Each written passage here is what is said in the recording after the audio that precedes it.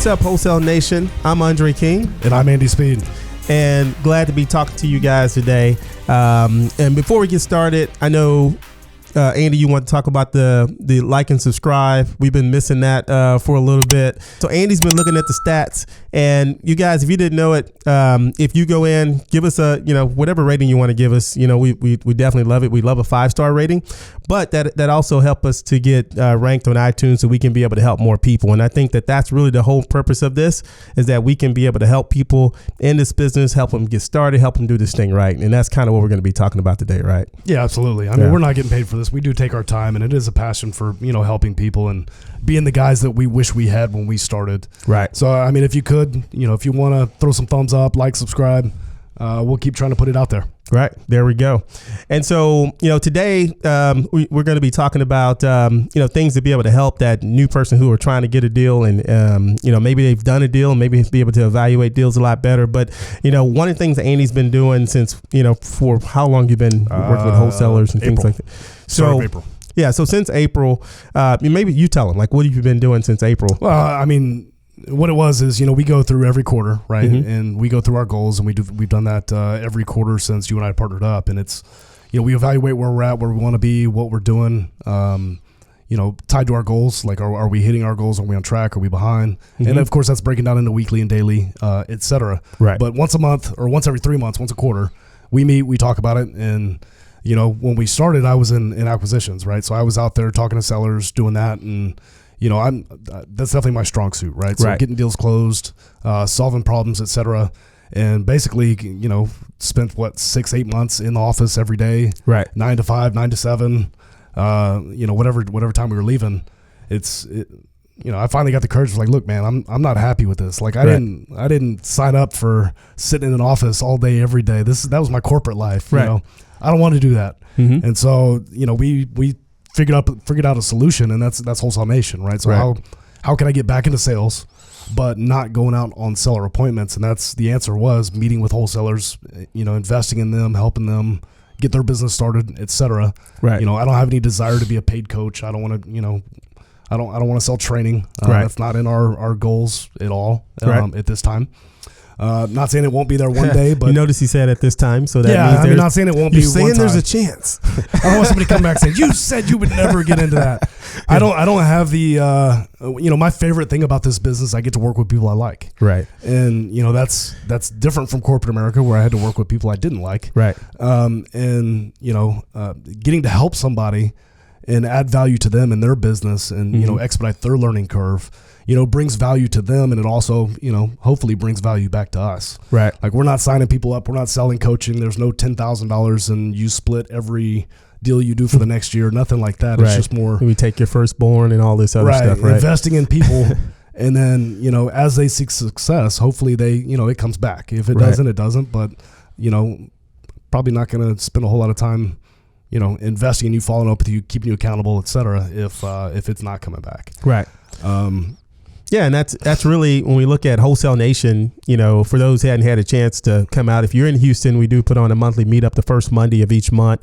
We put on a meetup, and it's essentially that, to be able to help people in a group situation. We go through just about everything that's involved in wholesaling. Everything that we can. Yeah, everything we can. Just about. We obviously have a time constraint. We could probably do 2 a month, and because we don't want to just give them so much, and we've done that. We gave them so much information, and it's not that it's a bad thing. It just overwhelms people, and it's like, wow, that's just too much. I can't process that much information. Yeah. So I think we've gotten better over the year. We've been doing this for a year and a half now. The meetup. I think we've gotten better at getting the information out so we don't overload people, so they can receive it a lot better now. Yeah, and the challenge is when you're not ready to hear something, you don't hear it. Right.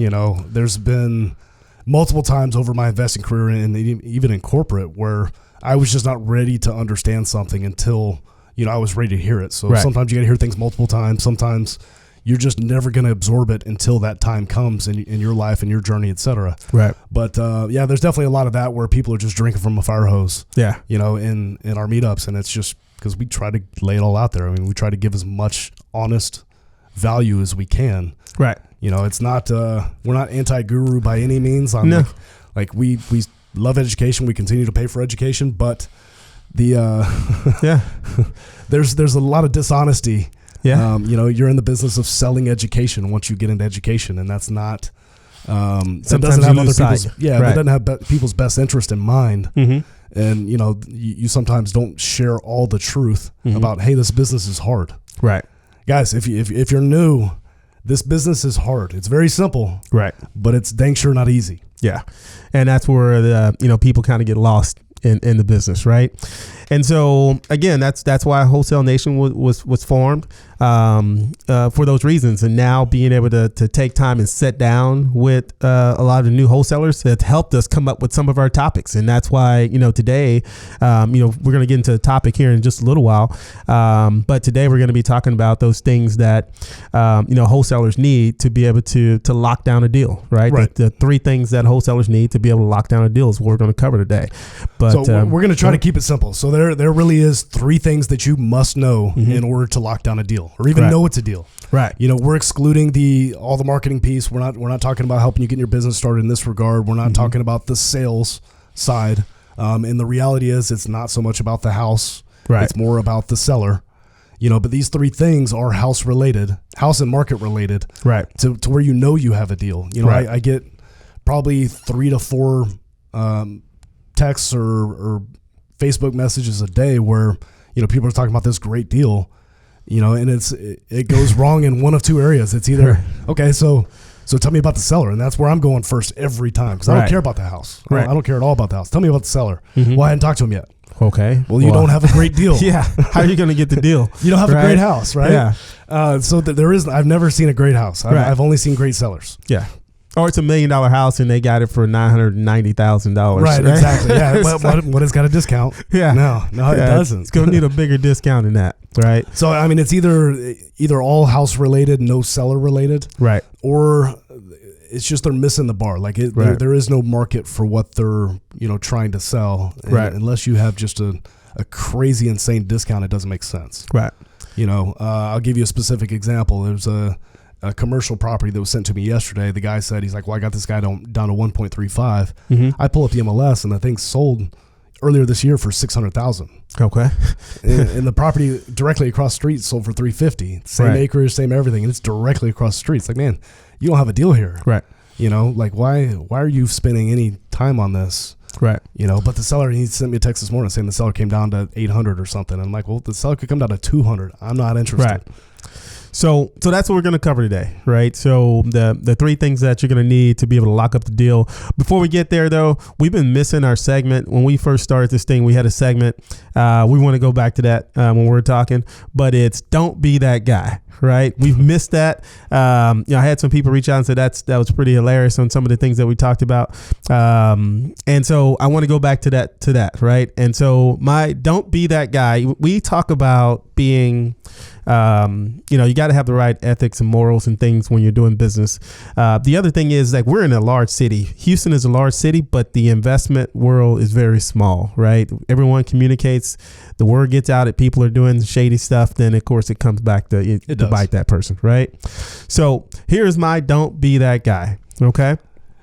If you are a wholesaler, right, and do we need a little disclaimer that this is all for fun? Yes.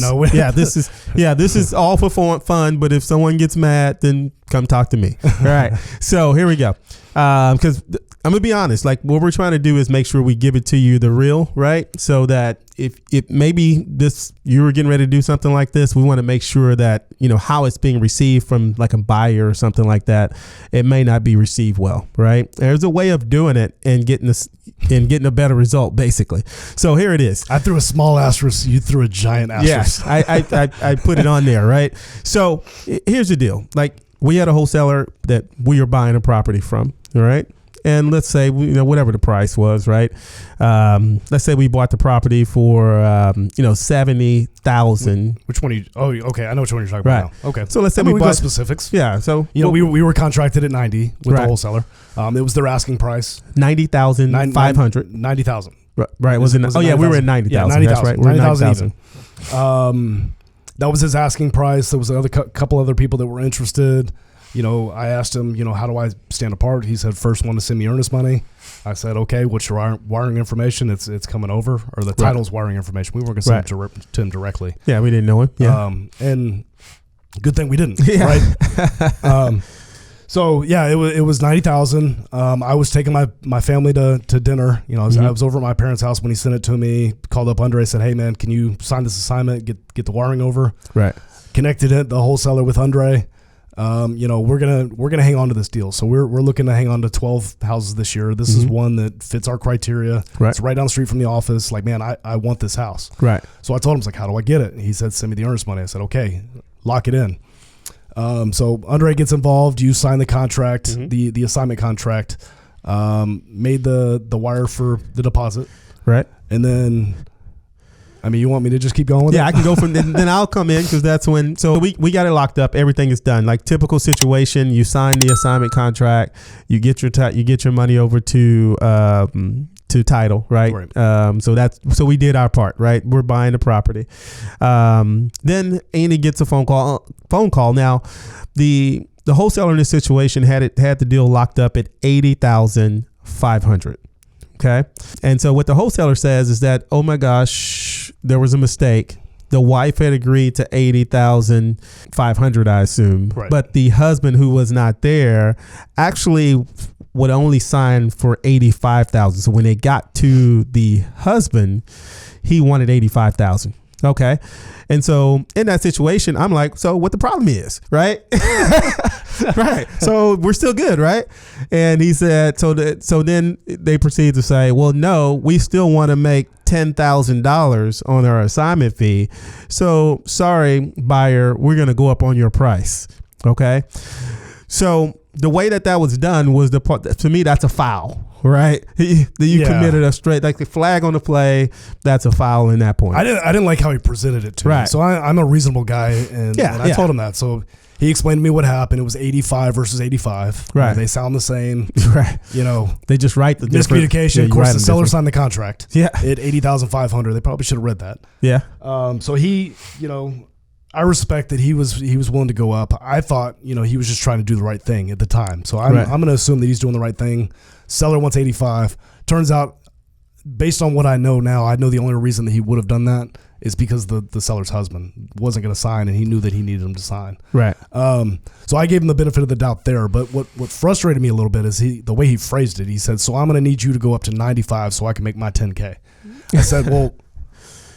I said, okay, so I'm open for discussion, but I told you that we were buying to hang on to this thing. So I said, the only way that I could go up to 95 that I'm seeing right now would be if we were able to bring in another buyer and assign it to somebody else that would be willing to pay more. Right. He said, well, you know, technically I had a whole bunch of interest on this property, and, you know, I've got people that are interested at 95. I said, well, technically that doesn't matter because I have an executed contract where I'm buying it for 90. I said, but, you know, I'm willing to be reasonable with you. I said, I don't know how Undrea is going to feel about this, you know, and I need to talk to him. I can't make any decisions, you know, on this alone. Right. But, you know, I was leaving it open, right? Because I knew that we would be able to sign it for more, no harm, no foul. Let's get this guy's money. I want to build a relationship. And that was my goal. Key was build a relationship. Yeah. You know, if I could leverage this to get dibs on his next couple of deals, then, you know, I might do that. Right. Well, you never know. We may be partnering in something else later on. Yeah. Right? If he markets in this area, this is where we want to buy. It's like, man, like I'm okay paying, you know, your rates. Let's figure it out. Right. And, you know, your response was not the same. You were like, no, man. Imagine if a buyer did that, or if we did that to a buyer, what they would think of us. And I'm like, well, yeah, you know. And I'm also looking at the back end. We could make a little bit of money. And, you know, I had the bleeding heart, right? So I wanted to give. We're good cop, bad cop at that moment. Yeah. Undrea was definitely bad cop in that regard. Yeah. But you hadn't talked to the guy. You didn't have a relationship with him. I only knew situation. I mean, he pissed me off a little bit with how he framed it. But okay, you know, he wants to make his 10K. I know he did the work. That's fine. If I can sell this thing for more, it kind of sucks because it takes us out of buying it. You know, it doesn't make a whole lot of sense for us to keep it at that point. Right. But it may make sense for somebody else. Right. And so the whole point of that is you need to make sure that you're honoring your word. Yeah, right? Honor your agreements. Right. And if you can't honor it, I mean, that's not even honoring your word. Like that's an agreement. You like passed up word, right? You went word, you passed up the agreement, everything, right? Well, and it gets worse. Yeah. It does get worse, right? Yeah. So I mean, there's a lot of seller specific stuff. The seller was going into foreclosure, filed bankruptcy a couple of days before the auction. Lender says that they're still going to take it to the auction, even though they've been notified officially, which they can't do. They're making a big no right now. Right. They could potentially lose, all of their equity in this house once it goes to a judge and they find out. But anyways, that's not the point. I told him, he called me back, told me that all this stuff was going on. This is the last communication I've had with him. So this is still an active deal. He's been ghosting me ever since. He asked me if I wanted my earnest money back. I said no. We have an executed agreement.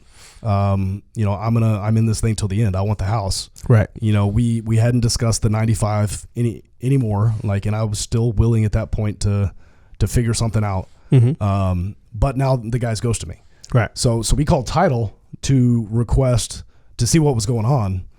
And it turns out that they've called title and told them that we were pulling out of the deal. And that we were, to return our earnest money. Right. And we've never called them, right? Well, we called them at that point. I mean, we didn't call title to say that, right? No. We're not letting go of the 3,000 that they have. But anyways, it's just shady. It gets shadier and shadier from their perspective. Right. And, we're just trying to do what we agreed to, and we're actually willing to adjust that. Yeah. And the whole point of that, the thing is that, my first impression of this wholesaler and his business is that if we ever saw them anywhere, I had to say that I had to watch. If someone says, hey, but you got to watch him because this is what happened, right? And you never want to be that person. You don't want to be that guy in this business, right? You won't last long. And the whole thing is, it's, in most cases, almost all cases, if you do the right thing will come back around to you, right? We would have been glad to give that $10,000 or whatever they wanted if it had been done and phrased the correct way. Right. So we believe in helping people and helping them, make money in this business. Give you an example. We had this exact same thing happen to us in San Antonio. Right. One of our great friends, great buyers. Right. We backed our $5,000 out of the deal because we wanted to make sure he still made money on this deal. Right. We're good friends with this guy. Right? And the reason why we're good friends with this guy is because we always stick to our word and we do honest business. Guess what happened? 3 or 6 months later, right?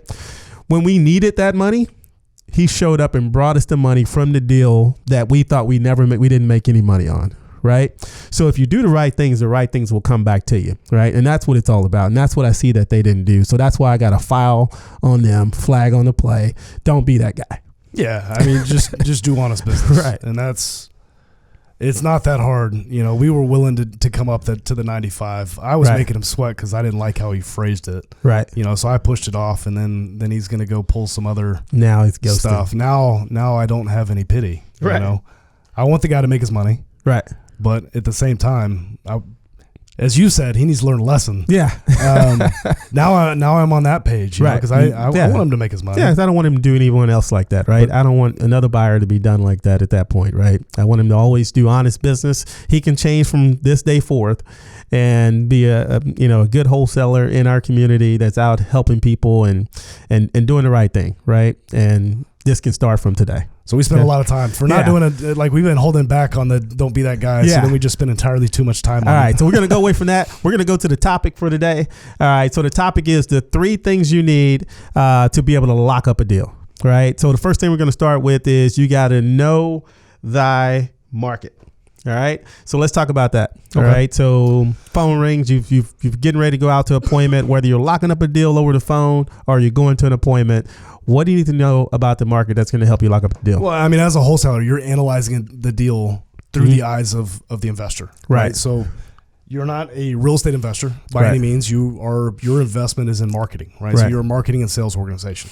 So you have to understand where the market is, who's buying what they're paying, who's buying what, meaning, they're in Houston, there's really not an investment market for the $1 million plus. Right. There's really not an investment market for the 600 plus. Probably not for the new wholesalers, especially. Yeah. Well, especially with the new wholesalers. Right. You can do it. I mean, with the right amount of equity, anything can be sold. Right. But as far as the bulk of the market, the bulk of the market is the owner finance, the sub 200,000 rental market. Right. And then, the flips up to call it 350. That's where all of the bulk of the buyers are. There are some outliers like V, a good friend of ours out of Austin that's got Chris Voss coming in. Mm-hmm. She wants 500 plus. Like she wants 500 to 600 for Airbnb, but it's very specific. It's very niche, and she's probably done a deal or two though. Yeah, she's done more than a few deals. Right. Yeah, absolutely. So she's the exception. They do exist. I'm not saying that they don't exist, but the bulk of the buyers are in different price ranges here in Houston. Right. So when we say know your market,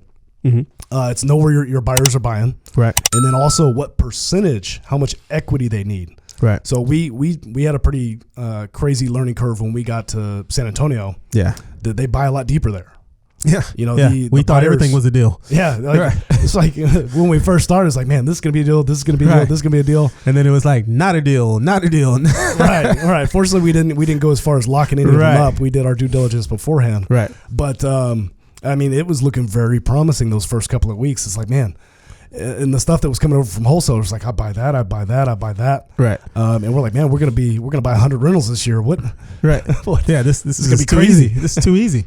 Why isn't everybody here? But the market was different. So you do need to know, where buyers are buying, like not just physically, geographically where they're buying, but what percentage of the ARV they're buying. So how does a person figure that out? If I'm new, if I'm trying to figure that information out. Well, steps 2 and 3 contribute to that. Okay.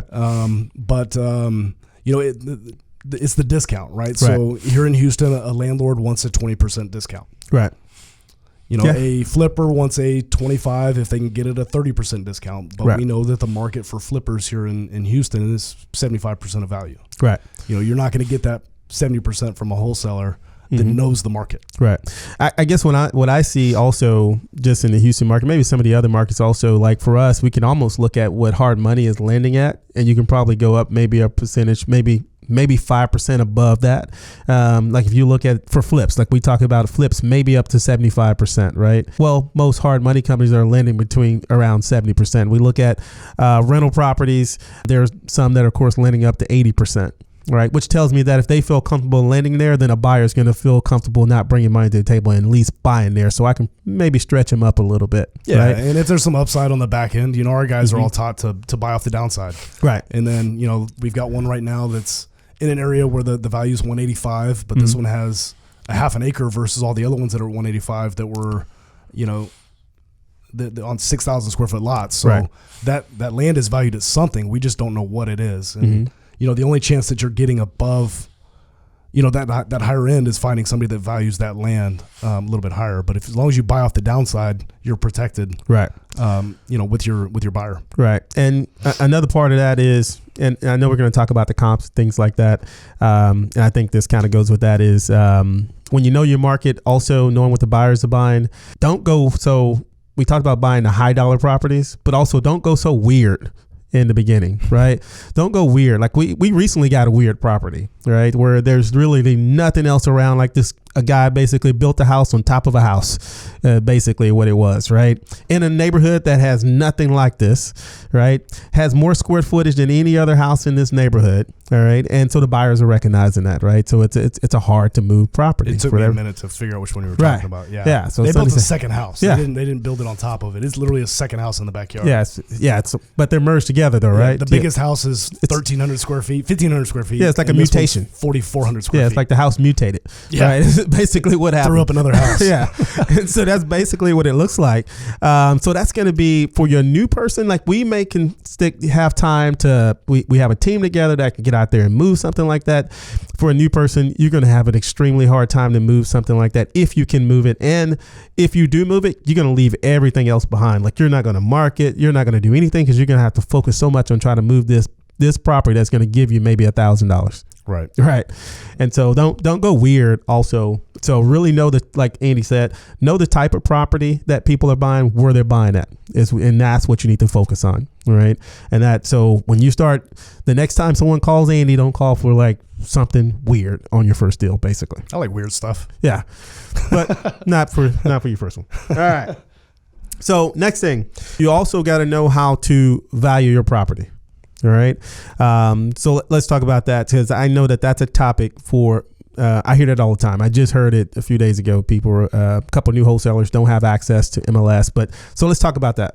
Okay. If you're trying to evaluate the property, number one, what resources do you need to be able to evaluate the property? And we'll talk about like what it looks like to evaluate the property. I mean, you're going to need MLS access. Okay.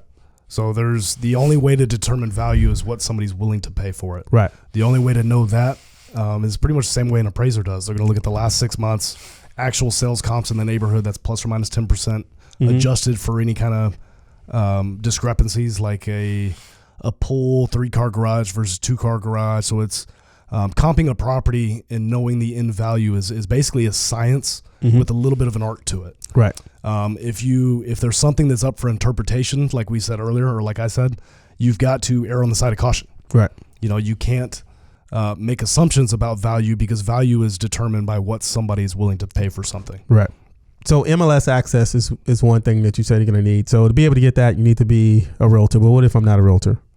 So there's, you're probably a better person to answer this question, but there's other services out there. Like here in Houston, we have Real Acquisitions. Yeah, I can answer that then. Yeah. I think, Propelio, Real Acquisitions. You got, what's the other one? Deal Finder. MLS Deal Finder.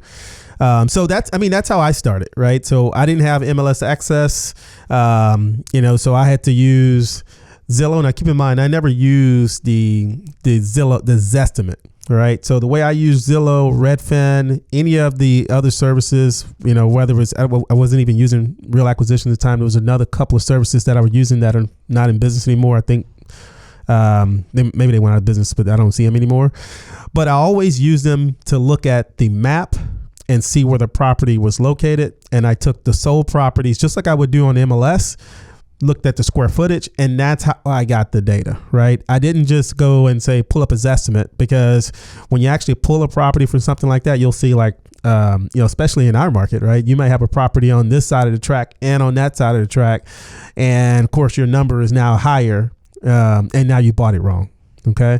But yeah, you want to have some type of service, like that in order to be able to evaluate your property. Now, evaluating the property, all right? Because we've recently had some concerns with some maybe established wholesalers who maybe said that the rents were higher than what they should have been. Oh, you're talking about the other one we tried to buy from Alex. Yeah. So I wasn't going to mention any names, but so let's talk about how do you determine business 18 years. Yeah. How do you determine the right comps? Right. So how do you get that? So it's like versus like. So right. And you have to know your market. So right. in Houston, we have a very laissez-faire attitude when it comes to zoning. Right. There's even subdivisions that have built over decades. Right. So if you're in the front section, it was built in the 80s, and you're in the side section, it was built in the 90s. All the values are different. So it's like versus like. Mm-hmm. One stories are going to bring a little bit more, at least in Houston, than two stories. Right. And so if it's the same square footage, one story, you kind of want to compare that to other one stories. Right. And then you just make up rules depending on your market, right? So, if there's a 3-car garage, it may be worth an extra $5,000 to $7,000 if you can't find any other comps that have 3-car garages. Right. But if you can buy it without that $5,000 to $7,000, erring on the side of caution, then it just becomes an upside for your buyer at the end of the day. Right. Know that you might not get that value, so it's still your job to buy it as if it didn't exist. Because you've got to buy off the downside to protect the upside risk. Right. And then, it's your buyer's risk, not yours. So when comping properties, in Houston, at least, I'll speak to Houston, we have an ideal scenario of a 1-to-1 on rents. So if you have a $120,000 house, it should rent for $1,200 a month. Right. Now, in scenarios where that's not the case, because I know my market, that's step one. I know that buyers are going to base that off of a $100,000 ARV instead of 120. Right. Unless there's, some significant discrepancy where they get the capital gains in buying the house. Right. So, but $100,000 or $1,000 in rent versus a $120,000 property, if I can buy it off a $100,000 ARV, I'm winning. Right. Because I'm going to lose a little bit of my margin on the wholesale fee because of the discrepancy in the rent on the cash flow. Right. So there's 4 benefits to being a landlord. That's cash flow, appreciation, depreciation, right, and then taxes. Right. You get some tax write-offs. So cash flow is what a lot of people buy off of. The cash on cash return, at least specific to Houston, right? They're spoiled. They want that 1-to-1 return, right? Some people care more about appreciation. So if it's in an area that's going to appreciate more, or that's speculated to appreciate more, maybe they'll bump that back up, right? But that is, again, knowing your market. Mm-hmm. Yeah. So like on like. So, but, I can give you some examples, though. We talk about buying weird. So yesterday I comped a property in Galveston, and that property's on the market. All right. This property is like 3,000 square foot. Every single house in the area is 1,000 square foot. Right. And of course the seller wants like freaking $300,000 and everything else is selling for 90. All right. So if you go and try to buy a property like that, I hope you're planning on living in it. All right. Because what's going to happen is that the market can't sustain that property, right? And you basically built an island. What that person did was they built an island, and now they can't get out of it because everything around it is not even close to that price, right? Yeah, an investor's definitely not going to buy that. Yeah, the investor can't. That's what I say. I hope that's going to be the house that you live in, for the rest of your life, hoping that you bring up the market over time. Now, if you could get that house for 50, now you're winning. You're winning, right? Yeah, you're winning, right? You Airbnb it, everything else you want to do with it at that point. You got it. So at that point, you got to buy it even cheaper. You got to buy it cheap because it's going to need a lot of rehab. Yeah, 3,000 square foot property in Galveston. Woo. Right. Built in and like it's a 100-year-old home. So that's not even raised. So it's those type of things that you have to be aware of when you're running your comps so you can be accurate, so you can be able to lock up the deal and make a decision. Okay. So what the market is, right? You know how to evaluate the property. Then what's going to be the last thing? Well, repairs. So, if you're familiar with the MAO formula, it's ARV times whatever percent discount that your market demands minus the repairs. Right. So this gets a lot of new wholesalers, and this is the scary part for most wholesalers. It's very market specific. Right. So, like Galveston, for instance, you have a 20% increase in costs. Right. To get construction done down there. Right. And it's just the supply and demand. Which is weird because like stuff is coming right over in boats and then passing them up, and they have to go back. Coming off the dock a few miles away. Right. But, yeah, so repairs is very tricky for a lot of new wholesalers, and it just takes time. So there are some tricks to get a little bit better. And the best advice I could give you is really to talk to people local. Yeah. And see, like, I did a flip in, I've mentioned it before, Brenham, Texas, called the foundation guy. I know that my peers here would be $150 to $160 a pier, $15 for breakout, and I could get it done. I'd get somebody there next day, same day. Depending on how busy they were. Right. But either way, it's happening quick. Right. I call a guy in Brenham, said, hey, I hear you're the guy to talk to about foundations. The guy was the key word. The guy. Right. He said, yeah, and he gave me a whole bunch of farmers talk. You'd probably know this better than I do. He was on a tractor at the time. He said, well, I got some of this stuff to do. He's like baling hay over the next week, and he's got to do something in another field. And no competition. I could probably get over there in like 2 weeks. And I'm like, no, man, I need this thing done in 2 weeks. And I didn't buy that house. Right. But anyways, repairs. We have a repair sheet. So if you are listening, and it's Houston specific, so I don't know how that needs to be adjusted for your market. Right. But if you do ask for it on the Wholesale Nation Facebook group, we will make sure to add it into the files. I don't believe it's there. It's not there now. Right. If it is, I'm going to delete it. Until somebody asks for the repair sheet that we use, and then we know someone was listening in house for our stuff. And this is what all of our acquisition guys use, and it's a pretty basic guide. Right. There's also apps that are out there. I know you use the. I use the Right Path. Yeah, it was Turnkey Estimates is what I use. It's not the cheapest app, but that's how I learned. Right, but. So here's the thing. When you start to evaluate properties, whether you use a sheet, whether you use an app, what happens is that you will eventually graduate, right? So you can walk into a property and say, okay, that's $15 square foot. Then I need to pay it, because you've seen so many properties and you start locking them up and they start selling and moving. Then you can look at a property. But when you first start, you do have to have some type of basis of following things. So the sheet that he's talking about is very simple. Right. It just goes based on size of the house, size of the kitchen. And if you can see and you have, now if you're blind, you're going to have some problems. But outside of that, if you can see, you can basically just check off like, okay, we're going to need to change the flooring. Right. We're going to need a new roof. Right. The numbers are already there. And then from there, as long as you can calculate or have a calculator, you can do this, right? Yeah, absolutely. It's just that simple. That's how I got started. I started with this exact same sheet. I didn't even know if my numbers are correct. I kept the same numbers that was on the sheet, and I went there and marked it all off, added it up, and that's how I got my deal. So it's not rocket science. So where wholesalers go wrong with repairs is not only just not knowing, not having any idea, but there is you're not representing the buyer, but you're buying on behalf of the buyer, right?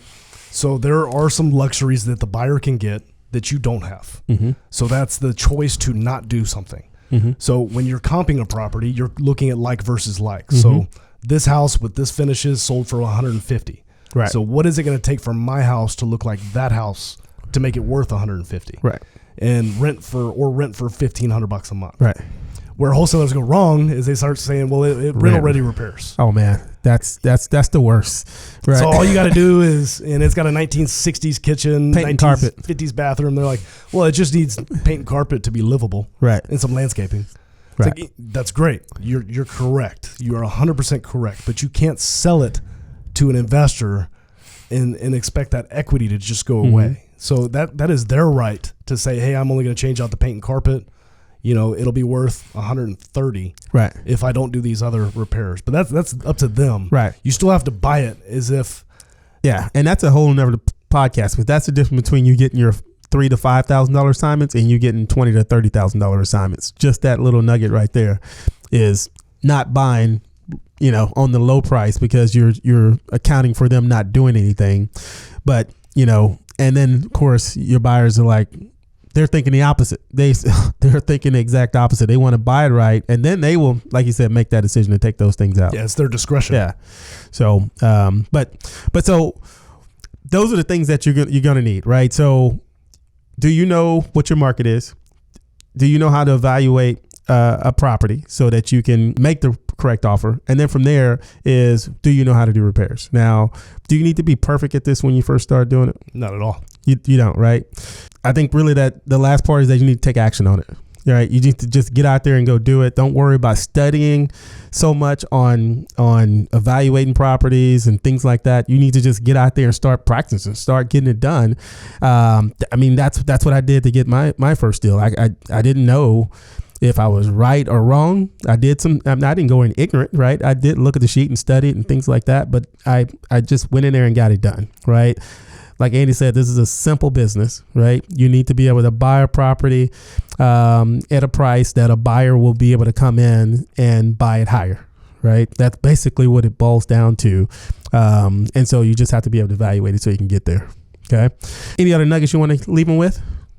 No, that's pretty much it. I mean, that's the three things that you need to know. There you go. Everything else is seller-driven, seller-related, and which is arguably more important than all the numbers if it's going to be the key to getting the discount that you need. Right. But, people are complicating this, and it's pretty simple. You really need to know just the three things to execute a deal. Right.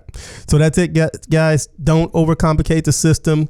Keep it nice and simple. Go lock up some deals. Go make some money. At the end of the day, you got to talk to people, got to make offers, and you need to end up with a contract, right? That you can sell. All right. So with that said, again, if you hadn't had a chance to give us a like and subscribe, do that. Also, you can check this out on our YouTube. If you're listening to our podcast, you can check it out there as well. But with that said, we appreciate everyone for listening. Y'all come back now. You hear?